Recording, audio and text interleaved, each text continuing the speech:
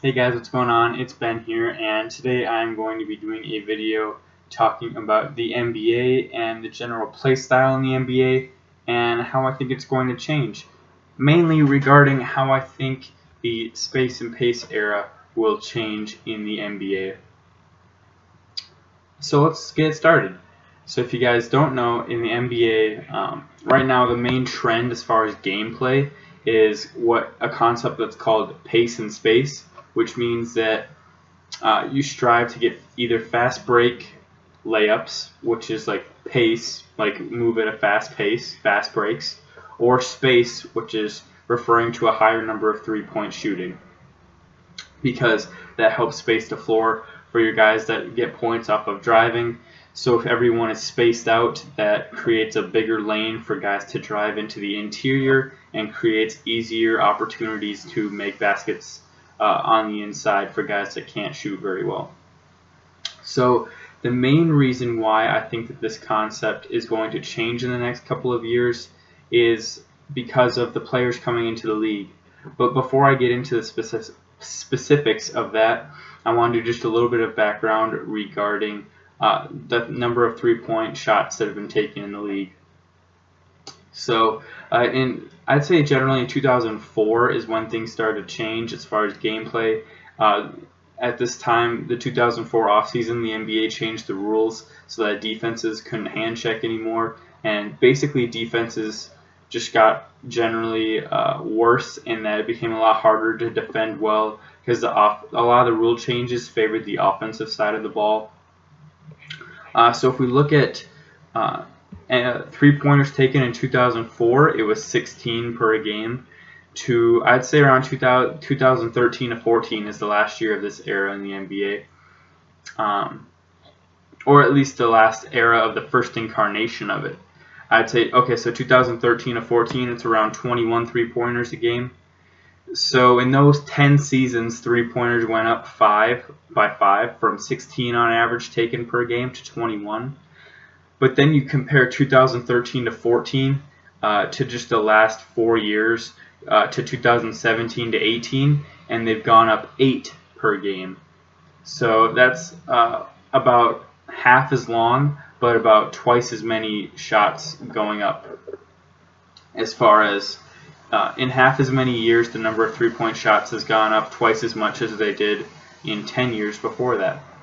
Now, the reason for this, I think, is largely because of the Golden State Warriors, who have popularized the concept of having a lot of really good three-point shooters with Klay Thompson and Steph Curry, and now Kevin Durant. They've shown how when you can space the floor out, it really helps you have an efficient, good offense. And so a lot of teams have really tried to focus in on becoming way better at shooting threes because they know how much that can help their team. And the reason I said that there are two distinct incarnations is because I think in 2014, three-point shooting became a lot more popularized as far as the space and pace style. It's sort of a 2.0 of what was before. If you look at the previous 10 years, there was a lot of pace, but not as much space, in that three-point shooting wasn't as prevalent. You saw it a bit in Phoenix with playing like a power forward at center, a small forward at power forward, and 2 shooting guards and a point guard, in that you had more guys capable of shooting from outside. Orlando's a good early example of pace and space from 2007 to around 2012. They'd always have like 1 center in Dwight and typically 4 shooters around him, which would obviously be spacing, really good spacing. Let's see here. Another good example would be Miami between 2010 to 2014. Their typical lineups would be like Chalmers, Ray Allen, Dwayne Wade, LeBron, and Bosh. That was like their go-to lineup. And when you look at that, basically every player can shoot threes. Shane Battier, too, you might be able to sub in there, maybe for Ray Allen or Mario Chalmers. But that would be their basic lineup, and every one of those guys could shoot threes. Basically, LeBron and Wade were the guys that weren't as good, but everybody else was a three-point threat. And at certain times, they'd have them all be around on the perimeter, so then that would open up the paint for LeBron and Wade to drive. But the real evolution of this came with the Warriors, in that the guys that needed the space to drive, like Steph, was also a guy that could shoot it from super deep. And especially with how far out Steph can shoot it, it really stretches the floor and makes it a lot harder for other teams. So that's really, I think, the next evolution was like hyper pace and space, pace and space, excuse me.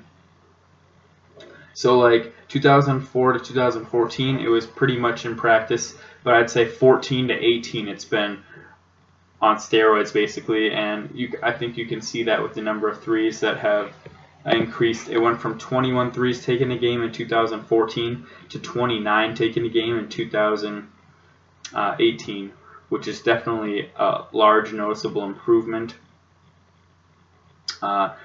Besides that, okay, so to get into the meat of the video, I want to talk about when I think this era will end and how it will end. Because I don't think that we're just going to continuously go on this whole have a bunch of three-point shooters who are super good with the ball, super small, and just shoot a lot. Because I think right now you're seeing the league trend towards a thing of like having a point guard on the court, a shooting guard on the court, and then like one power forward and either two small forwards or maybe another shooting guard and one small forward. Like if you look at the Warriors, they're kind of the prototype that I think a lot of teams are going to start to follow. They have Steph, they have Clay, and then you could say Iguodala is either a shooting guard or a small forward, whatever you think. And then Durant, who's a small forward, and Draymond, who's a power forward. It's a really that's become a much more popular way to play the game. If you look around the league, you'll see that like this year LeBron's going to play a lot of center. Typically, he's a small forward. Their typical lineup, I think, will be something like Lonzo, Caldwell Pope, Brandon Ingram, Kuzma, and LeBron. And you could argue that that lineup is three small forwards, a shooting guard, and a point guard. So obviously the NBA, as far as style, like a team like that's changing a lot. Paul George played power forward for a while 2 seasons ago with Indiana because they wanted to play pace and space a lot more. He actually came into the league as a shooting guard, so to see him playing power forward is interesting. You just see a lot more. A lot of guys who used to be typical small forwards are now playing power forward. Harrison Barnes, Jabari Parker are some good examples. And there's a lot, but those are the guys that pop out to me just from the get-go. Besides them, you see a lot more of like shooting guards playing small forward, a lot more 2-point guard sets where like you would have two guys that typically be point guards playing the 1 and the 2, like Damian Lillard and CJ McCollum. I think that CJ would normally play a point guard, but because he's with the Trailblazers, he's playing shooting guard. I think there's just a lot of cases like that now. Like George Hill a lot of times plays shooting guard now for, well, he was on Cleveland this last year, but when he was with Indiana about 2 years ago or 3 years ago, he played some shooting guard. And even though he's only like 6'2 or 6'3, he could play that because the league's just trending towards you want smaller, more skilled guys on the court that can ball handle better and all that. But so I'd say the date for that to end would be around 2020 or 2021. I think really when the teams like when the Warriors start to get worse, I think that era will kind of end. I think that teams are really emulating this style of play because of Golden State setting such a good example of how to do it. But I think that really that's not a style that's adaptable to every team. And I think that once the Warriors start to decline, people will say, wow, the reason that they were successful is because they had the perfect combination of players for playing that style. And it's not necessarily a style that everyone can replicate because Draymond Green is the perfect size for a guy that's short to also be able to play center. Durant is perfect for a guy that's really skilled who's also 7 feet tall to be able to play power forward.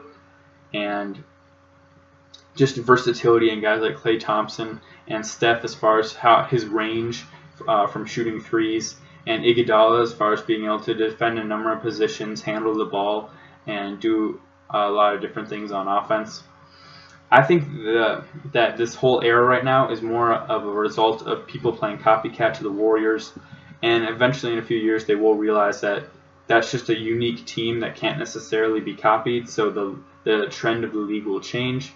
And I think the way I think that it'll change is that in general, it'll go much more towards big men. There will be a bubble bursting of big men in the league, and what I mean by that is like the league will trend so much towards smaller players at the bigger positions, like having centers who are only 6'8", that eventually there's going to become a lot of really good players who are big again.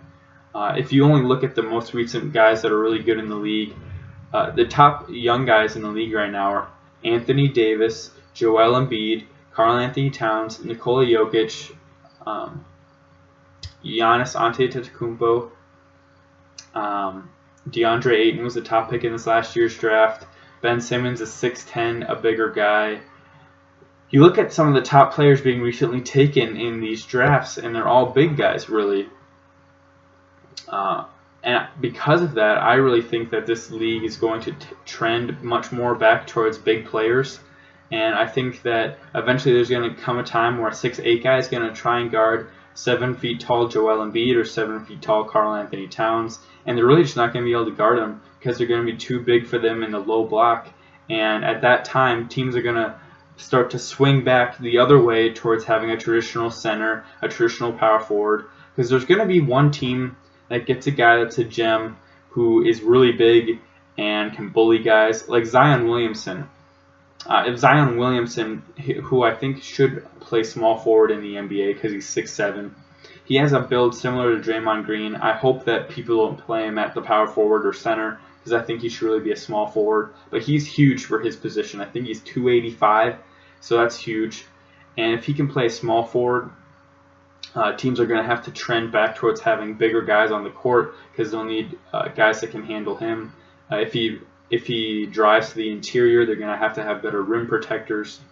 And there is a general type of center these days like Andre Drummond, DeAndre Jordan, Clint Capella, like guys who can be rim protectors. But I think just in general, that wave is going to come back a lot more. And I'm not going to say it's going to go back to the era of Hakeem and Patrick Ewing and Alonzo Mourning, but I think that the big man will become a lot more prevalent in the NBA eventually, because not saying that there's going to be another Shaq ever, but there will be players, bigger players like a Joel Embiid. There's going to be more players like Joel Embiid who are big and can bully guys on the inside, and when that day comes, big men are once again going to be seen as more valuable. And I say around 2021 because I think at this time is when the Warriors style will fall off because their team will fall off. And by that point, you'll have a guy like Joel Embiid who will be about 27. Anthony Davis will be about 28. Giannis, despite playing small forward, he's still a really tall, big guy. He'll be 26. Karl-Anthony Towns will be 25, 26. Jokic, 25, 26. All these guys will be right into their primes, and so they'll be the best players in the league. And to defend them, you'll need a crop of really big guys, because guys like Draymond Green don't cut it when they're guarding Joel Embiid or Karl-Anthony Towns. So you're going to see an influx of bigger players who can defend them well and give them a challenge on defense as well. Because guys like Andre Drummond, as good as he is on defense, he really can't challenge a guy like Joel Embiid or Karl-Anthony Towns or Jokic on offense.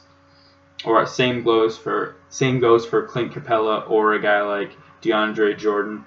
Guys that play that style, they can't really challenge guys like Cat or Joel Embiid on offense, or Anthony Davis for that matter. And so because of that, and because of the reasons I have said previously, I think that the NBA is going to trend again towards the big man and valuing them, and they will become a very valuable part of the NBA once again. You've really seen them fall off in recent years, but I think that that's only temporary because the trends of the NBA are always changing, and the thing that you can expose as far as a play style in the NBA is always going to be changing, and it's just going to take a few years for that to swing back towards favoring big men.